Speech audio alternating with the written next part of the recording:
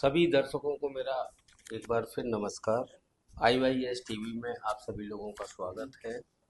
आज क्योंकि मैं वृंदावन धाम में हूँ और कुछ ऐसी कृपा योगी राज श्री कृष्ण की मेरे ऊपर हुई कि जो विषय मेरे दिल के बहुत करीब है और जिस पर मैं बहुत ज़्यादा काम करना चाहता हूँ और लोगों से कहता हूँ इस विषय से जुड़ो। इसमें शांति, संस्कार, शिक्षा और जीवन जीने की एक ऐसी शैली जिसको पूरा ब्रह्मांड चुनौती नहीं दे पाया। उस ग्रंथ में सब कुछ छुपा हुआ है। उसी ग्रंथ के ऊपर काम करने वाले मेरे साथ हैं। सर, पहले अपने बारे में कुछ बताइए। मैं रामकृष्ण गोस्वामी, संस्थापक अध्यक्ष, भारतीय चरित्रमान संस्थान। और हम लोगों ने 27 साल पहले विश्व विख्यात कारागार, एशिया की सबसे बड़ी जेल तिहाड़, दिल्ली में अपराध मुक्ति वैचारिक क्रांति अभियान का संकल्प भगवत गीता के माध्यम से किया था। और उसके दो प्रमुख लक्ष्य निर्धारित किए गए: मानव अधिकारों की रक्षा और राष्ट्रीय सुरक्षा और विश्व शांति। हम लोगों का स्पष्ट मानना है कि भगवत गीता भारतीय सुरक्षा और विश्व शांति और मानव अधिकारों की रक्षा का विज्ञान है, ईश्वरीय घोषणा पत्र है। और जब जब अपराध बढ़ते हैं तब तब मानव अधिकारों को खतरा बढ़ता है और राष्ट्र की सुरक्षा, शांति, सम्मान, आजादी को भी खतरा बढ़ता है। और भगवान श्री कृष्ण कर्म योग के आदि गुरु हैं और कर्म योग की प्रथम शिक्षा 5161 वर्ष पहले धर्मभूमि कुरुक्षेत्र में दी थी। और जिसने कर्म योग की शिक्षा महाभारत के कुरुक्षेत्र में दी थी, उस महान योगेश्वर, जगत गुरु, महान राजनीतिक श्री कृष्ण का ये ब्रज लीला क्षेत्र है, जन्म क्षेत्र है। तो इस दृष्टि से देखा जाए तो पूरा संसार इस ब्रज से बहुत बड़ा संदेश, शिक्षा, प्रेरणा, लोक सेवार्थ ले सकता है। आप क्योंकि गीता पे काम कर रहे हो बहुत लंबे समय से, क्या भगवत गीता को बांधा जा सकता है धर्म में, राष्ट्र में या ब्रह्मांड में? आपको क्या लगता है? ऐसा है, धर्म की परिभाषा को हमको पुनर्समीक्षात्मक रूप से देखने की आवश्यकता है। धर्म की आत्मा है न्याय।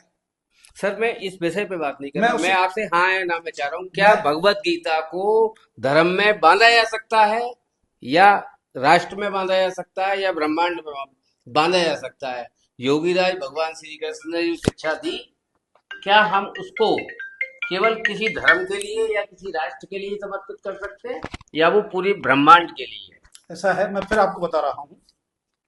हम पंथ को धर्म मान बैठे हैं, संप्रदाय को धर्म मान बैठे हैं।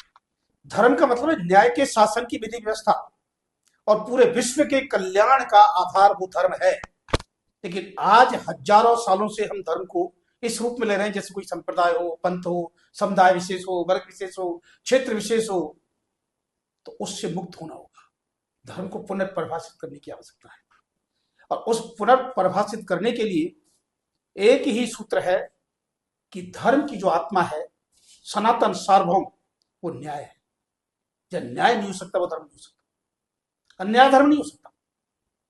इस पर कम से कम जो उत्तर प्रदेश के 5 धर्म केंद्र हैं, जिसमें मथुरा जिला आ जाता है, अयोध्या आ जाता है, काशी आ जाती है, प्रयाग आ जाता है और नैमिषारण्य, ये पंच धर्म तीर्थ उत्तर प्रदेश के, इनमें मंथन और संवाद का एक आंदोलन, एक अभियान चल रहा है भगवत गीता के माध्यम से।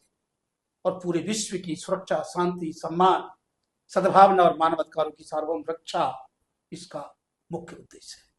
इसलिए धर्म को पुनर्परिभाषित करने की जरूरत है। आपको लगता है कि हमारी भगवत गीता को किसी ने भी चैलेंज किया है? कहते हैं भगवान ने गीता में स्वयं अपने शब्द दिए हैं। क्या उसको चैलेंज किया जा सकता है किसी भी जाति या धर्म के द्वारा? ऐसा है, बिल्कुल दिया जा रहा है। अनेक उदाहरण हमारे पास है। लेकिन वो इसलिए दिया जा रहा है कि उनको गीता का तत्व दर्शन नहीं है, तत्व ज्ञान नहीं है। और तत्व दर्शन का मतलब है इसको पूरे 18 अध्यायों को, 700 श्लोकों को, मूल लक्ष्य जो कृष्ण अपने जन्म का लक्ष्य घोषित करते हैं और किसी भी व्यक्ति का उससे अलग लक्ष्य जीवन का नहीं हो सकता था, इसलिए वो सार्वभौम और सनातन है। और कृष्ण जब कहते हैं कि परित्राणाय साधूनाम विनाशाय च दुष्कृताम धर्म संस्थापनार्थाय संभवामि युगे युगे, अर्थात जो सनातन धर्म है वो धर्म है सज्जनों की रक्षा और दुर्जनों का विनाश। इसको हम आज की भाषा में संवैधानिक दृष्टि से या अंतर्राष्ट्रीय दृष्टि से ये कह सकते हैं कि अपराधियों को दंडित करना, आतंकवादियों को दंडित करना, दुष्कर्मियों को दंडित करना, यही धर्म है। इसके बिना न मानव का कल्याण है, न समाज का कल्याण है, न देश का कल्याण है, न विश्व का कल्याण है। यही गीता का धर्म। श्री कृष्ण जन्म स्थान पर एक ऐतिहासिक प्रोग्राम आप शायद 24 तारीख को करने जा रहे हैं। उसका क्या प्रायोजन है और लोग उससे क्या सीख सकते हैं और लोगों को किस तरह से उसमें अपनी सहभागिता दे सकते हैं?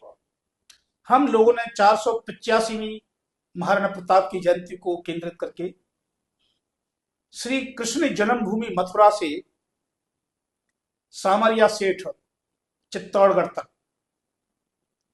24 से 28 तक का गीता संदेश यात्रा का आह्वान किया है। और उसके बाद हम लोग हल्दी घाटी जाएंगे और उदयपुर में 29 तारीख को पूरे क्षत्रिय समाज का जो कार्यक्रम है उसका निमंत्रण मेरे को परसों ही मिला है। मेरे को विशिष्ट अतिथि के रूप में, जिसमें नरेंद्र मोदी जी, एपीजे अब्दुल कलाम जैसे लोगों को बुलाया गया है मार्गदर्शन के लिए। तो उस दृष्टि से ये बड़ा सौभाग्य है कि इस बार मेरे को वहाँ जाने का मौका मिला है। और हम 15 वर्षों से महाराणा प्रताप जयंती 2010 में हमने शुरुआत की थी उदयपुर सेंट्रल जेल में, और उसमें मुख्य अतिथि थे हम लोगों के उस समय राजस्थान के मानवाधिकार आयोग के माननीय अध्यक्ष और मद्रास कर्नाटक हाईकोर्ट के चीफ जस्टिस पूर्व एन.के. जैन। अपराध मुक्त समाज निर्माण और भारत निर्माण का संकल्प उस समय 15 साल पहले प्रताप जयंती पर लिया गया था। तो इस यात्रा की शुरुआत आप योगीराज श्री कृष्ण के जन्म स्थान श्री कृष्ण जन्म स्थान से कर रहे हैं। हाँ, और उसका एक लक्ष्य है कर्मयोगी भारत निर्माण। बहुत अच्छा। एक और मैं आपसे अंतिम क्वेश्चन कर रहा हूँ, क्योंकि आप गीता पे काम कर रहे हैं। मुझे ऐसा अपने सामने पहला ऐसा आदमी मिला है जिसने गीता पे लंबे समय से काम किया है और लगातार आप लोगों का, जैसे मुझे दिख रहा है, बहुत बड़े लेवल पे आप इसको कर रहे हैं। ये जन जन तक पहुंचना चाहिए। गीता शब्द का सार क्या होता है, कहाँ से शुरुआत होती है? गीता का नाम जब हम अपने मुंह से लेते हैं तो वो ब्रह्मांड में कैसे फैलता है, लोगों में क्या चेतना देता है, इसके बारे में संक्षेप में बताएं। गीता का प्रथम अध्याय विषाद योग। संसार को अधिकतर दार्शनिक, धार्मिक, धर्माचार दुख का घर कहते हैं, इसलिए संसार छोड़ने की बात करते हैं, क्योंकि वो दुख में है, विषाद में है। लेकिन कृष्ण कहते हैं कि ये दुख में संसार उस समय तक है जब तक कि अज्ञानता है, जड़ता है, अदूरदर्शिता है। और 3 प्रमुख बिंदु गीता के जो इस विषाद से मुक्ति का आधार है: आत्मज्ञान, कर्म विज्ञान और न्याय सिद्धांत। ये तत्व ज्ञान राज विद्या है भगवत गीता।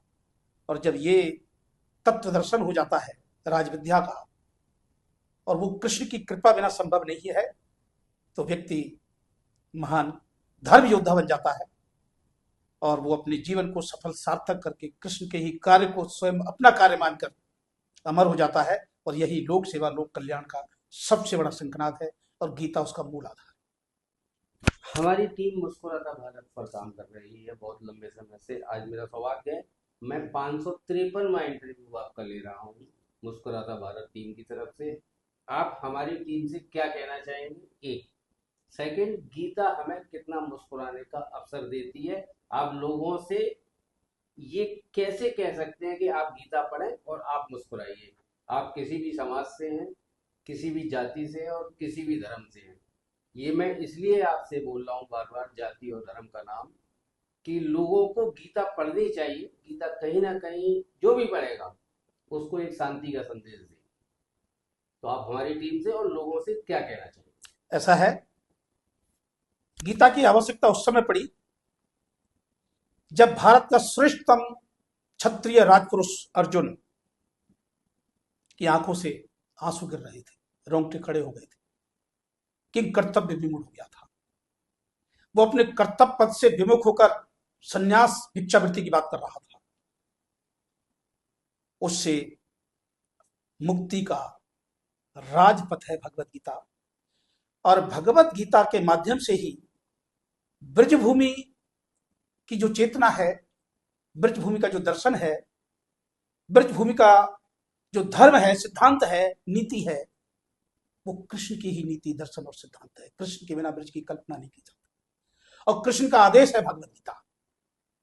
तो ब्रजवासी अगर इस कृष्ण के आदेश को आत्मसात करते हैं और उसके अनुसार आचरण करते हैं तो निश्चित रूप से एक श्रेष्ठ ब्रज का निर्माण और श्रेष्ठ भारत का मुस्कुराता हुआ भारत, मुस्कुराता हुआ ब्रज जी, निश्चित रूप से बनेगा। बहुत अच्छा। ब्रज के बिना भारत को कर्मयोग की शिक्षा नहीं मिल सकती और गीता उसका विज्ञान है, मेरा स्पष्ट मानना है।